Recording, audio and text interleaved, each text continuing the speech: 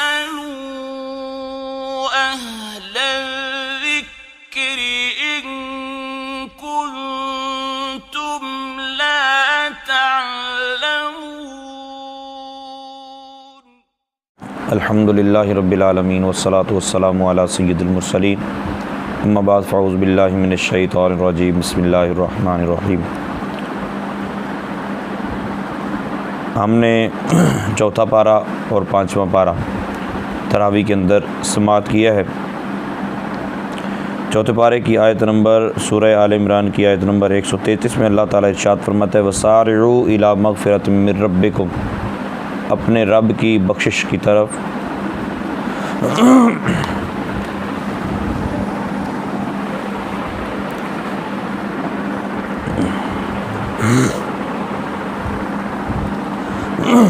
अल्हम्दुलिल्लाहि रब्बिल आलमीन वस्सलातु वस्सलामु अला सय्यिदिल मुरसलीन अम्मा बाद फ़अऊज़ु बिल्लाहि मिनश शैतानिर रजीम बिस्मिल्लाहिर रहमानिर रहीम। सूरह आल इमरान की आयत नंबर 133 के अंदर अल्लाह ताला इरशाद फरमाता है वसारिउ इला मग़फ़िरतिम मिर रब्बिकुम, अपने रब की बख्शिश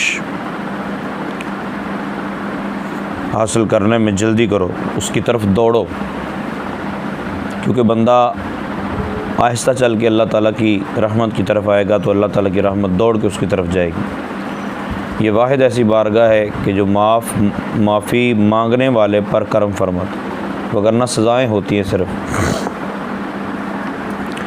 कोई बंदा सफ़र में हो और अचानक उसका ज़ादे राह सवारी गुम हो जाए, अब वो ढूंढ ढूंढ के थक जाए, ना कोई रास्ता बताने वाला हो, रास्ता भी बंदा भूल जाए, सवारी भी गुम हो जाए और दूर दूर तक किसी खाने पीने की चीज़ का नामो निशान ना हो, मतलब गोया समझो कि वो मरने का उसको यकीन हो जाए और फिर मरने का यकीन लेकर वो अचानक बैठे और फिर उसको ऊँघ आ जाए या बेहोश हो जाए और बेहोशी के बाद उठ खड़ा हो, जब उसको होश आए तो उसका ज़ादे राह और उसकी सवारी वो सारे उसके पास हों, गोया उसको रास्ता भी मिल चुका हो, तो जितनी खुशी उस बंदे को होगी, अल्लाह बेपरवाह है, इसके बावजूद अल्लाह ताला को अपने तरफ लौट कर आने वाले बंदे जो गुनाहों की ज़िंदगी से तौबा करके रब ताला की तरफ लौट कर आता है, उससे जितनी खुशी उस बंदे को होगी ज़ादे राह मिल जाने से, इससे कई गुना ज़्यादा खुशी अल्लाह ताला को अपने बंदे की तौबा से होती है। अल्लाह ताला रमज़ान मुबारक की बरकत वाली साअतों के अंदर हमें तौबा की तौफ़ीक अता फ़रमाए। फिर रब ताला ने इरशाद फरमाया, एक तो अपने रब की मग़फ़िरत की तरफ दौड़ो, दूसरा व जन्नत, और जन्नत की तरफ दौड़ो। अर्दुहस समावात वल अर्द, जिसकी चौड़ाई ज़मीनों आसमान से भी ज़्यादा है, यानी ज़मीनों आसमान उसके अंदर आ जाएंगे। उइद्दत लिलमुत्तक़ीन, अल्लाह ताला ने मुत्तक़ियों के लिए बनाई है। रोज़े अल्लाह ताला ने इसलिए हमें अता फ़रमाया कि हम मुत्तक़ी हो जाएं, तक़वे वाले हो जाएं, और फिर मुत्तक़ियों को अल्लाह ताला ने फरमाया तुम्हारे लिए जन्नत भी बनाई, और जन्नत इतनी बड़ी है कि ज़मीन व आसमान उसके अंदर आ जाए। हिरक़ल बादशाह जो था उसने नबी पाक सल्लल्लाहु ताला अलैहि वसल्लम की खिदमत में लिखा कि जब जन्नत इतनी बड़ी है कि आसमान और ज़मीन उसमें आ जाएं तो फिर दोज़ख कहाँ है। नबी पाक सल्लल्लाहु ताला अलैहि वसल्लम जैसा भी कोई मुनाज़िर हो सकता है। सरकार दो आलम सल्लल्लाहु ताला अलैहि वसल्लम ने इरशाद फरमाया सुबहान अल्लाह, जब दिन आता है तो रात कहाँ होती है, रात कहाँ मौजूद होती है। इस कलाम बलीग के माना नहायत दकीक है, सोचो विचार करनी पड़ती है। ज़ाहिर पहलू ये है कि जब दिन एक साइड पे दिन होता है तो दूसरी साइड पे रात होती है, तो अल्लाह ताला कादिर मुतलक है, दौरा फल्की के दौरान एक साइड पे रात हो एक साइड पे दिन हो, तो अल्लाह ताला ये कर सकता है कि एक साइड पे जन्नत हो और दूसरी साइड पे जहन्नम हो, ज़मीन व आसमान से बाहर। हज़रत फ़ारूक आज़म रज़ी अल्लाह ताला अन्हु से भी यही सवाल किया गया था, आपने भी यही जवाब दिया। तो यहूद ने कहा तौरात में भी इस बात को इसी तरह ही समझाया गया है। बस ये इंसान की तंगी नज़र है कि जो इसको ये बात समझ में नहीं आती, वरना ज़मीन व आसमान के नीचे जहन्नम है, नीचे वाली साइड पे जहन्नम है और ऊपर वाली साइड पे सातों आसमान के पार जन्नत है। अल्लाह ताला इस जन्नत के लिए हमें कोशा रहने की तौफ़ीक अता फ़रमाए। अल्लाह ताला ने तो हमें ऑफ़र्स भी दिए हैं और अल्लाह ताला ने हमारे लिए एहतमाम भी फ़रमाया। रमज़ान मुबारक का महीना अता फ़रमाया और आज जुम्मतुल मुबारक है माशाअल्लाह। इसकी एक एक घड़ी के अंदर 10-10 लाख गुनाहगारों की बख्शिश होती है। नबी पाक सल्लल्लाहु तआला अलैहि वसल्लम की एक सिफ़त का ज़िक्र करते हुए रब ताला ने इरशाद फ़रमाया, सूरह आल इमरान की आयत नंबर 159 है। रब ताला ने फ़रमाया, फ़बिमा रहमतिम मिनल्लाहि लिन्त लहुम।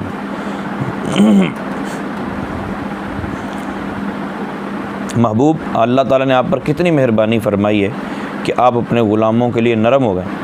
वलौ कुन्ता फ़ज़्ज़न गलीज़ल क़ल्बि लनफ़द्दू मिन हौलिक। महबूब, अगर आप सख्त दिल होते तो वो ज़रूर तुम्हारे गिर्द से परेशान होते, मतलब आपके इर्द गिर्द आपके ग़ुलाम इकट्ठे नहीं होते। फ़ाफ़ु अन्हुम, महबूब अगर गलती कर लें तो माफ़ कर दिया करो। वस्तग़फ़िर लहुम, और इनकी सिफारिश किया करो मेरी बारगाह में। आप भी कहा करो कि ए अल्लाह इनकी बख्शिश फरमा। वशाविरहुम फ़िल अम्र, और इन मुख्तलिफ़ कामों में इनसे मशवरा लिया करो। अगरचे कायनात पूरी की अक़लें इकट्ठी कर ली जाएँ तो नबी पाक सल्लल्लाहु तआला अलैहि वसल्लम की अक़ल के बराबर नहीं हो सकती। फिर भी नबी पाक सल्लल्लाहु तआला अलैहि वसल्लम को अल्लाह ताला ने फरमाया, महबूब इनकी दिलजोई के लिए इनसे मशवरा कर लिया कर, इनका दिल बड़ा हो जाएगा। फ़इज़ा अज़मता फ़तवक्कल अल्लाह, और जब आप किसी काम का पुख्ता इरादा कर लें तो फिर अल्लाह पर तवक्कुल कीजिए। इन्नल्लाह युहिब्बुल मुतवक्किलीन, और अल्लाह ताला तवक्कुल करने वालों को प्यार करने वाला है। तो नबी पाक सल्लल्लाहु तआला अलैहि वसल्लम का ये वस्फ़ है, अल्लाह करे ये वस्फ़ हमारे अंदर भी पैदा हो जाए कि हमारे दिल नरम हो जाएं, सख्त मिजाजी ख़त्म हो जाए। नबी पाक सल्लल्लाहु तआला अलैहि वसल्लम की उल्फ़त और प्यार। नबी पाक सल्लल्लाहु तआला अलैहि वसल्लम की बारगाह में सैयदना अनस बिन मालिक रज़ियल्लाहु तआला 10 साल खिदमत करते रहें, लेकिन नबी पाक सल्लल्लाहु अलैहि वसल्लम ने एक मरतबा भी उनको झिड़का नहीं। बल्कि यहाँ तक भी मिलता है कि रसूल पाक सल्लल्लाहु अलैहि वसल्लम ने किसी काम के बारे में उनको ये भी नहीं फरमाया कि तूने ये क्यों नहीं किया। हम तो ये नहीं कर सकते, लेकिन कम अज़ कम कोशिश हमें जारी रखनी चाहिए और रसूल पाक सल्लल्लाहु तआला अलैहि वसल्लम कि इस सुन्नत पर भी अमल करना चाहिए। कभी तो सुन्नत के जज्बे से हम खामोश रहें, गुस्सा आए तो हम चुप हो जाएं। आयत नंबर सूरह आल इमरान की 164 के अंदर अल्लाह ताला इरशाद फरमाता है, लक़द मन्नल्लाहु अलल मुअमिनीना इज़ बअस फ़ीहिम रसूलन मिन अनफुसिहिम। महबूब, बेशक अल्लाह ताला का बड़ा एहसान है मोमिनीन पर कि उन्हीं में से एक रसूल भेजा है, यतलू अलैहिम आयातिही, वो उसकी आयतें पढ़ के सुनाता है, व युज़क्कीहिम, और उनको पाक करता है, व युअल्लिमुहुमुल किताब वल हिकमा, और उनको किताब व हिकमत सिखाता है। व इन कानू मिन क़ब्लु लफ़ी दलालिम मुबीन, अगर कि वो इससे पहले खुली गुमराही में थे। तो गुमराही से पाक करने वाला कौन है? अल्लाह ताला के हबीब सल्लल्लाहु ताला अलैहि वसल्लम। हमें भी अल्लाह के हबीब पाक करते हैं और क़यामत तक ग़ुलामों को रसूल पाक सल्लल्लाहु ताला अलैहि वसल्लम ही पाक करते रहेंगे। अल्लाह ताला एहसान फरमाता। अच्छा, ये कमाल है कि अल्लाह ताला ने महबूब पाक अलैहिस्सलातु वस्सलाम की उम्मत से हमें पैदा फरमाया। और याद रखिए, लइन शकरतुम लअज़ीदन्नकुम, अगर तुम शुक्र करो तो अल्लाह ताला अपनी नेमतें और बढ़ा देगा, इनाम और करेगा। तो अभी हमें रसूल पाक सल्लल्लाहु अलैहि वसल्लम की उम्मत में पैदा फरमाया, हम नबी पाक सल्लल्लाहु अलैहि वसल्लम से मोहब्बत करते हैं, लेकिन अगर इस नेमत पर शुक्र अदा करते हुए महफ़िल मीलाद, मजालिस मीलाद, रसूल पाक सल्लल्लाहु अलैहि वसल्लम की बारगाह में दुरूद व सलाम, अल्लाह ताला का शुक्र करते रहेंगे तो इंशाअल्लाह अज़्ज़ व जल अल्लाह ताला महबूब के और करीब कर देगा। इतना करीब करेगा कि कल बरोज़े क़यामत रसूल पाक सल्लल्लाहु ताला अलैहि वसल्लम की माइयत नसीब हो जाएगी। और फिर अल्लाह ताला ने सूरह आले इमरान की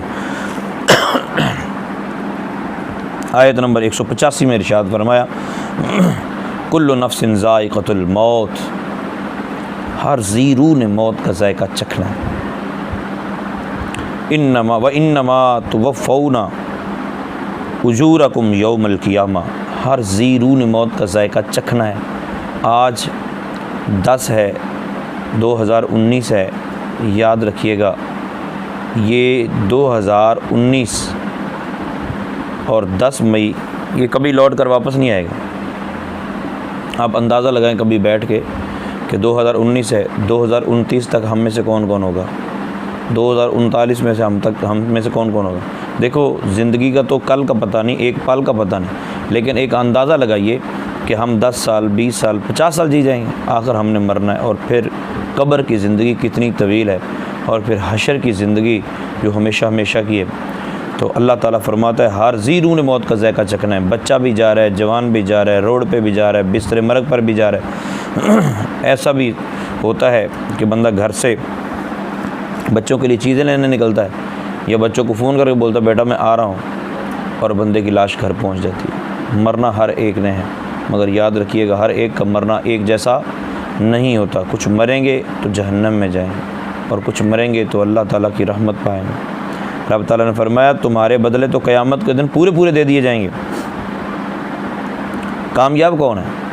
अल्लाह हमें कामयाब फरमाए। फमन ज़ुहज़िहा अनिन नार, जिसको आग से बचा लिया गया, व उदखिलल जन्नत, और उसको जन्नत में दाखिल कर दिया, फ़क़द फ़ाज़, वो कामयाब हो गया। वमल हयातुद दुनिया इल्ला मताउल गुरूर, और दुनिया की ज़िंदगी तो यही धोखे का माल है।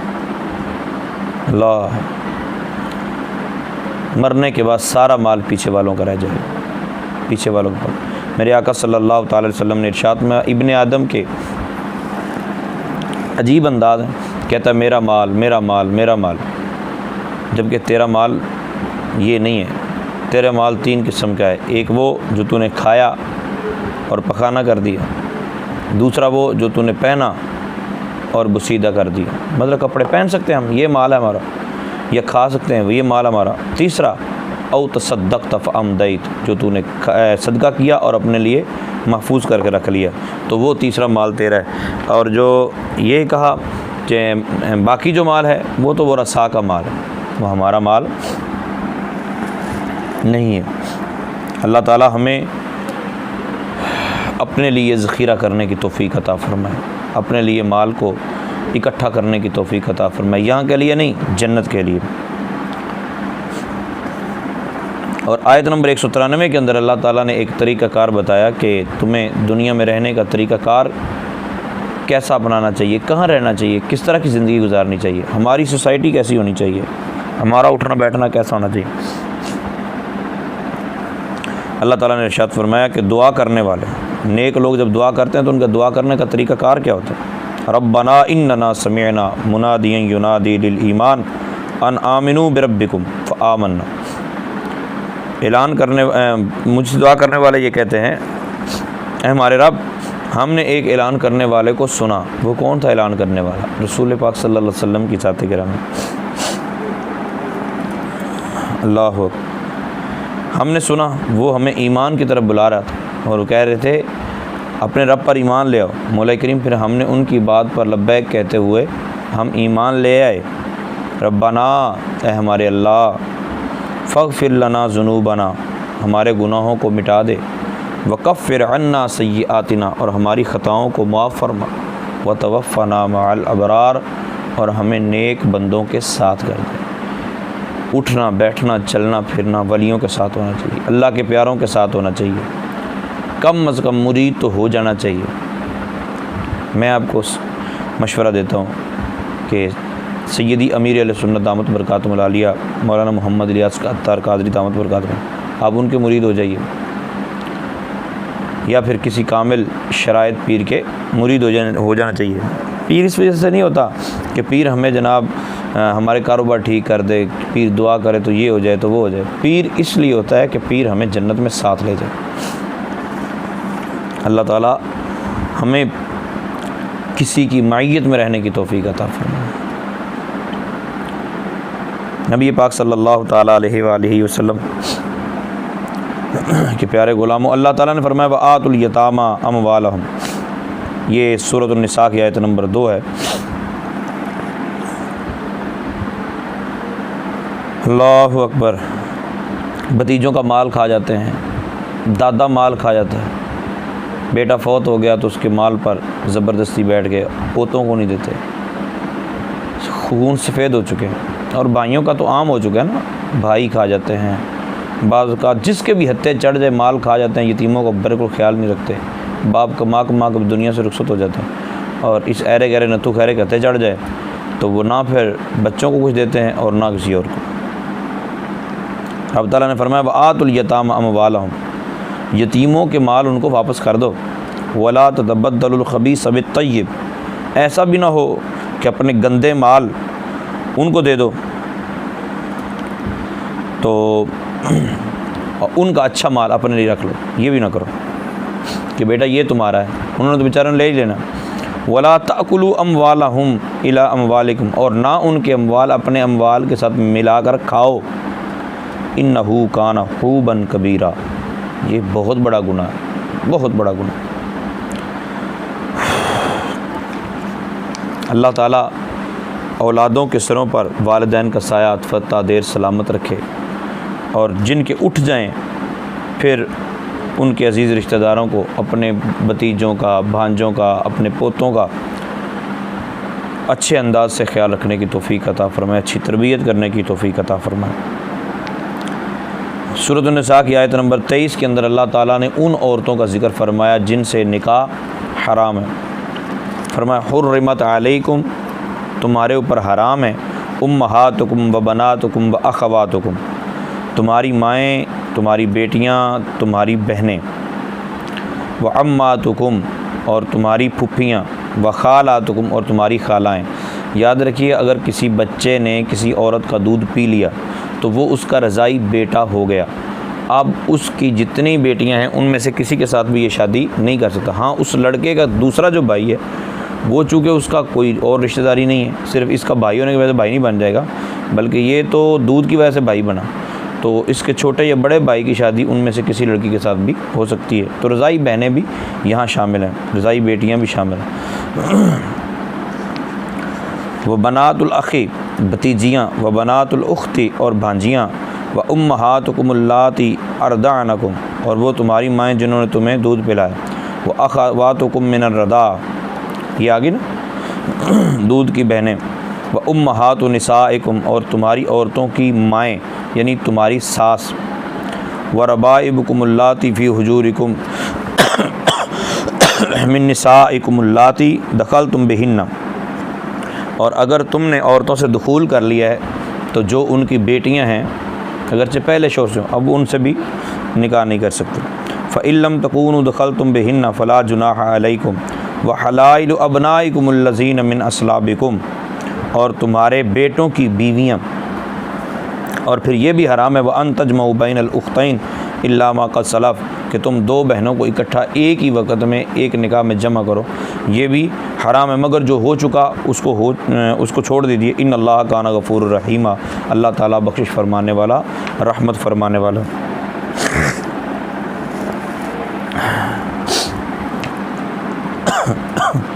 फिर सूरत निसा की आयत नंबर 31 के अंदर अल्लाह ताला इरशाद फरमाता इन तजतनिबू कबाइर मा तुनहौना अन्हु नुकफ्फिर अन्कुम सय्यआतिकुम व नुदखिलकुम मुदखलन करीमा। गुनाह बंदा कर बैठे तो फ़ौरन अल्लाह ताला से तौबा करे। अल्लाह ताला फरमाता अगर बचते रहे तुम गुनाह कबीरा से, जिनसे तुम्हें मना किया गया, गुनाह कबीरा से तुम बचते रहे, नुकफ्फिर अन्कुम सय्यआतिकुम, तो जो छोटे छोटे गुनाह तुम कर बैठते हो वो हम वैसे ही मिटाते रहें। व नुदखिलकुम मुदखलन करीमा, और इज़्ज़त वाली जगह पर दाखिल करेंगे। तो गुनाह कबीरा कितने हैं? मकतूबुल मदीना की एक किताब इमाम ज़हबी की किताबुल कबायर, उसका तर्जुमा 76 गुनाह, और इसके अलावा जहन्नम में ले जाने वाले आमाल, उसका मुताला कीजिए, इंशाअल्लाह अज़्ज़ व जल क्लियर हो जाएगा कि बड़े बड़े गुनाह कौन से हैं, उनसे बचते रहिए तो छोटे मोटे अल्लाह ताला वैसे ही माफ़ फरमा देता है।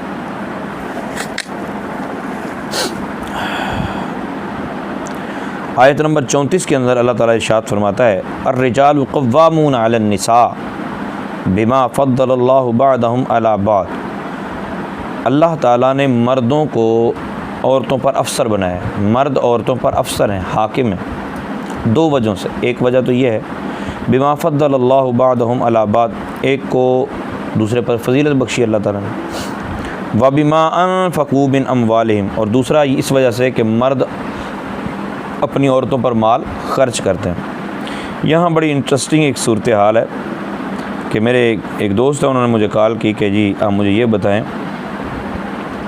मैंने एक इस्लामी बहन से, मतलब इस्लामी बहन में इनके दावत इस्लामी से पढ़ी हुई या दरस निज़ामी पढ़ी औरत से शादी कर ली, तो वो कहती है कि मैंने पढ़ा है और औरतों के जो फ़राइज़ हैं, जो औरत पर लाजिम है काम, उनमें शोहर की माँ, शोहर के बाप का खाना पकाना, शोहर के माँ बाप की इज़्ज़त करना, मतलब उनके लिए कोई एहतमाम करना, उनके कोशिश करना, उनके लिए कपड़े धो देना, उनके लिए खाना बना देना या दीगर जो लवाज़मात होते हैं, ये तो मेरे ऊपर फ़र्ज़ नहीं है। अच्छा, तो आप बताएं जी ये क्या सच है? मैंने कहा बिल्कुल सच है। कहते ला हौला वला कुव्वता इल्ला बिल्लाहिल अलिय्यिल अज़ीम।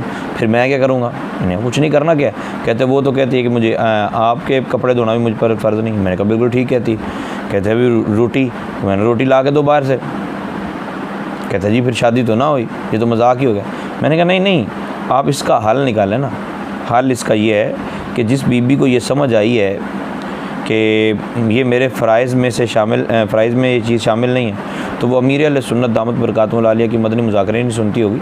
दूसरा ये है कि हाजी इमरान साहब जो मरकज़ी मजलिस शूरा के निगरान हैं, उनके बयानात हैं इस हवाले से, शौहर को कैसा होना चाहिए, बीवी को कैसा होना चाहिए, तो वो बयानात वो सुन लें तो इंशाल्लाह तबीयत साफ़ हो जाएगी। अगर नहीं भी होती तो इसका तरीक़ाकार ये है कि आप बीवी को रोज़ाना 2 टाइम रोटी ला के दो दाल के साथ, ठीक है। अगर उसके अम्मी और अब्बा आएँ तो उनके लिए रोटी ला के देना आप पर फ़र्ज़ नहीं है, रोटी बिल्कुल ना ला के दो। अगर आपकी बीवी कहे कि मैंने अपनी अम्मी और अब्बा से मिलने जाना है, तो उसको बोलो कि अपनी अम्मी और अब्बा को यहाँ बुला लो, मैं नहीं जाने दूँगा, ठीक है। वो आपकी मर्ज़ी, आप इजाज़त दें या ना दें, तो उसको रोक लें। तीसरी बात, अगर उसके बहन भाइयों में से किसी की शादी होती है तो बिल्कुल ख़र्चा ना करें। वो अगर जाना चाहती है तो चली जाए, आप पर जाना फ़र्ज़ नहीं है, ठीक। अगर उनके यहाँ कोई फौतगी हो जाती है तो भी वो अपने ख़र्चे पे जाए, आपका उसको ले जाना ज़रूरी नहीं है। मैंने कहा इस तरह ये सुर्खी पाउडर ये वो और कपड़े भी 3 सूट सर्दी के 3 सूट गर्मी के काफ़ी हैं, ठीक है। तो इसके अलावा कपड़े लेकर देना ये भी ज़रूरी नहीं है कि मेरी भाई की शादी है तो मुझे 10,000 का सूट लेकर दो। मैंने कहा ये सारा निज़ाम इंशाल्लाह कर दो, 2-4 माह के अंदर तबीयत ठीक हो जाएगी। तो खैर उनकी जल्दी तबीयत ठीक हो गई। तो सिर्फ़ अपने हुकूक़ को मद्देनज़र रखना और दूसरों के हुकूक़ को मद्देनज़र ना रखना, ये अक्लमंदी नहीं है। तो 2 चीज़ों की वजह से अल्लाह ताला ने मर्दों को फजीलत दी।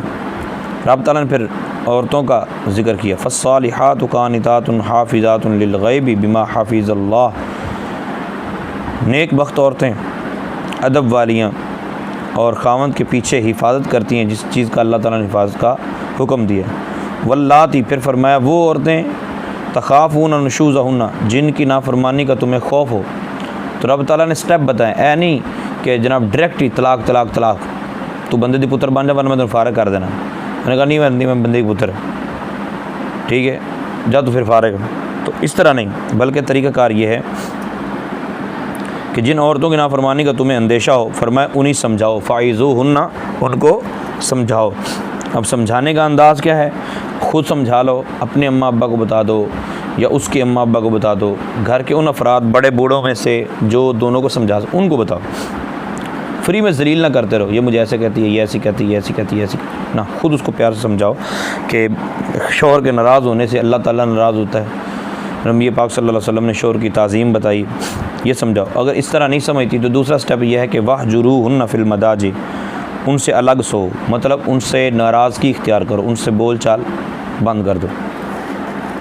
और अगर फिर भी नहीं समझती, फिर भी वही करती, तो वदरिबूहुन्ना, फिर उनको मारो, लेकिन लून मिर्चों वाले डंडे से नहीं, मतलब नमक मिर्च वाला डंडा पकड़ के मारना शुरू कर दो, डंडा अच्छा पकड़ के मारना शुरू कर दो, गोली मार दो, ऐसा नहीं है।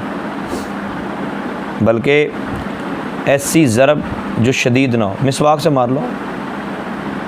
ये उस सूरत में है कि वो नाफरमानी करती रहें और सारे समझा के थक जाएं, उसके अम्मा और अब्बा भी थक जाएं, उसका भाई भी थक जाए कि नहीं ये समझती नहीं, तो फिर मारने की। लेकिन अल्लाह ताला ने फरमाया फ़इन अताअनाकुम, अगर वो फरमाबरदार हो जाएं, फ़ला तबगू अलैहिन्ना सबीला, तो फिर उन पर कोई रास्ता तलाश ना करो। ये ना करो कि मैंने छुट्टी करानी कोई ना कोई बहाना लभे, तो बहाना तो मिल ही जाता है।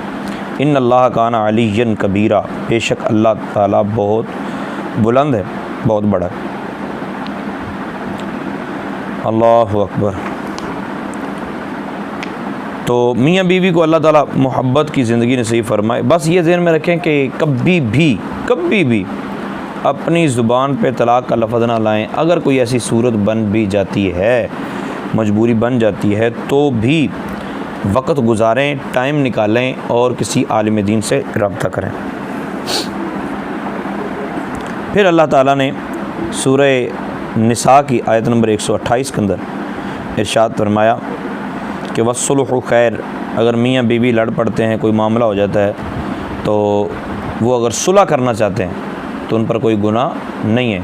नहीं इसने ऐसा क्यों किया, अब मैंने कई मसाइल ऐसे सुने हैं कि बीवी 2-2 साल हो गए अपने घर में बैठी है, बंदा कहता है खुद आ जा, बीबी कहती है नहीं तू मुझे लेने आएगी तो मैं आऊँगा। बीबी को मशवरा ये है कि तू चली जा, और बंदे को मशवरा ये है कि ले आ।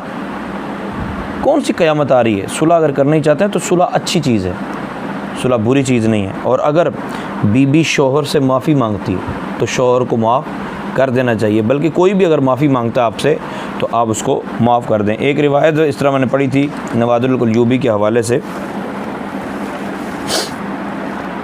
कि फ़िरौन के पास इबलीस आ गया। फ़िरौन के पास इबलीस आया और इबलीस फ़िरौन को कहता है कि तू बड़ा बेगैरत है, तू बड़ा जलील है। उसने कहा क्यों, क्या हुआ?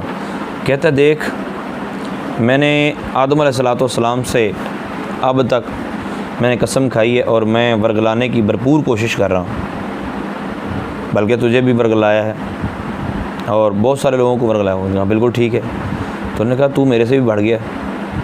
निकल तेरे से कैसे बढ़ गया हूँ कि तूने मुझे गुमराह किया है, तूने मुझे, ये एक तख़य्युल हो सकता है।